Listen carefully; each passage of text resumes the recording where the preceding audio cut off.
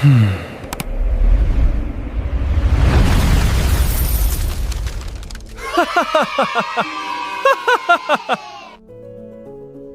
owed $8,000 on a credit card.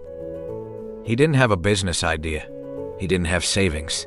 He didn't even have the couple of $100 you'd need to start. Most of the things people tell you to start. And that's the trap, isn't it? Almost every way out of being broke costs money to begin. You need inventory. You need a tool. You need a first month of something. 11 months later, Steve was clearing $2,700 a month.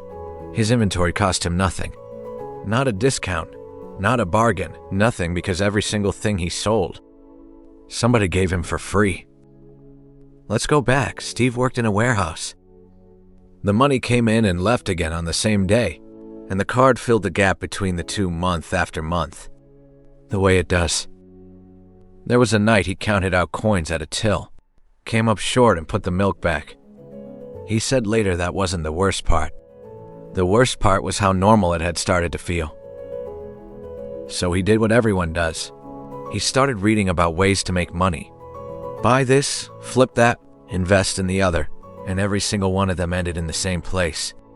A number he didn't have. It's a very particular kind of stuck. You're not lazy, you're not stupid. You're just standing on the wrong side of a door that only opens with money. Then one Sunday he was scrolling through a local marketplace, filtering by cheapest first, the way you do when you have no money. And he scrolled past zero into a section he'd never looked at properly. Things people were giving away. Not junk, that's what he expected.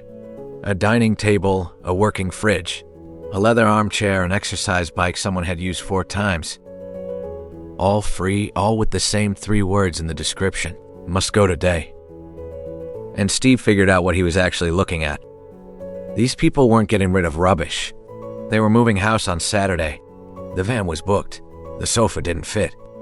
And giving it away for free was cheaper than paying someone to take it. They weren't selling furniture. They were buying back their own time, which meant the things Steve had none of. Money wasn't the price of entry at all. The price of entry was showing up. His first pickup was a side table 4 streets away. It took him 20 minutes and a bit of nerve to knock on a stranger's door. The woman was so relieved to see him. She helped him carry it out. He took it home and spent an hour on it. Cleaned it, tightened the legs, rubbed a bit of oil into the wood. That's the entire process.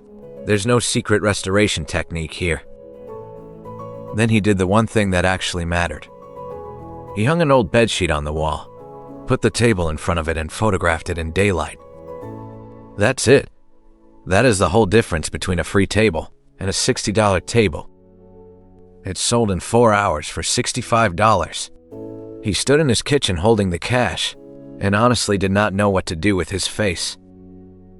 So he got greedy, and I don't blame him. 2 weeks in, he saw it. A big leather sofa. Genuinely nice. 3-4 miles away. Easily $300 he drove over. And then he stood in front of it and understood the problem he had been ignoring for 2 weeks. He didn't have a van. He had a small car with a boot the size of a suitcase. He should have walked away. Instead, he did what a person does when he can see $300 and can't see a reason to be careful. He put it on the roof, and he tied it down with the kind of rope you use for a parcel. It came off on the main road. Not gently, he watched it in the mirror, upside down in the middle of a lane with cars stopping behind it. Nobody was hurt, which is the only reason this is a story and not a much worse one. He got a fine. He got the sofa off the road himself in pieces, and it went in a skip. And he sat in the car afterwards feeling like the stupidest man alive. And here's where it turns. Because sitting in that car, he finally asked the right question. Not how do I move a sofa? The question was, why was I standing in front of a sofa at all?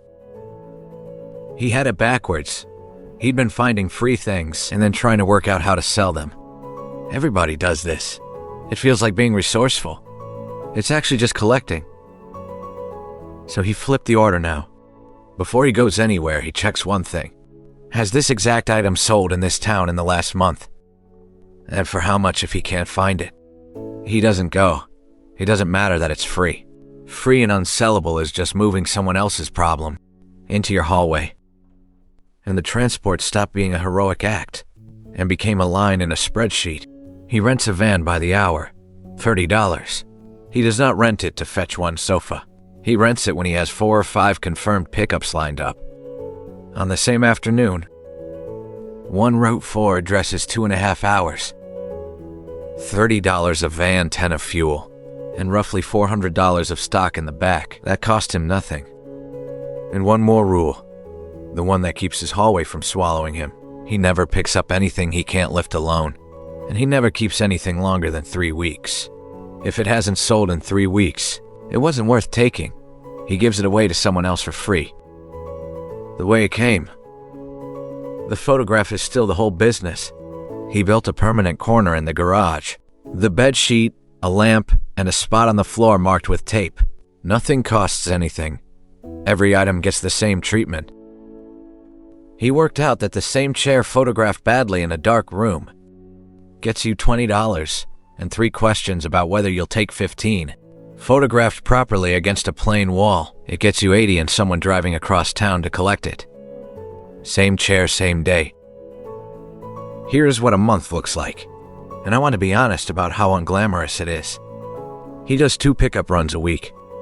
He lists between 15 and 20 items. Around 14 of them sell. Average sale about $210 for furniture. Much less for the small things. Gross somewhere near $2,900. Van hire and fuel run to about $180, which leaves him a little over $20. $700 for around 14 hours a week. No stock cost, no supplier, no storefront, nothing he had to buy before he was allowed to begin. He tried to grow it once quickly, by doing 4 runs a week instead of 2. It didn't work. There simply aren't that many good free listings in one town, and chasing the bad ones cost him more in van hire than they returned. So he stopped 2 runs as the size of the thing. He's fine with that. The $8,000 took him 14 months. He paid the last of it on a Tuesday, and he said the strangest part was that nothing happened. No fireworks. He just made a coffee and went to work. He still works the warehouse job. He is not whatever the thumbnail in this video might suggest. A millionaire. He is a man who is no longer afraid of the post. And the thing worth taking from this isn't, go and collect free furniture. Plenty of towns won't support it, and it's heavy, boring work. It's this. Steve spent years believing he was blocked by not having money. He wasn't. He was blocked by an assumption that everything worth having has to be bought.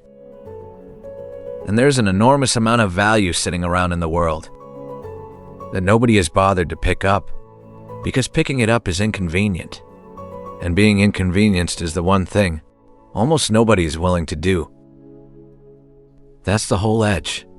Not cleverness, not capital, just a willingness to drive across town on a Saturday for something everyone else scrolled straight past. Steve's first sale was $65 for a table he was given, that he cleaned with a cloth and photographed against a bedsheet. He had nothing that day. He had exactly what you have. He just went and knocked on the door.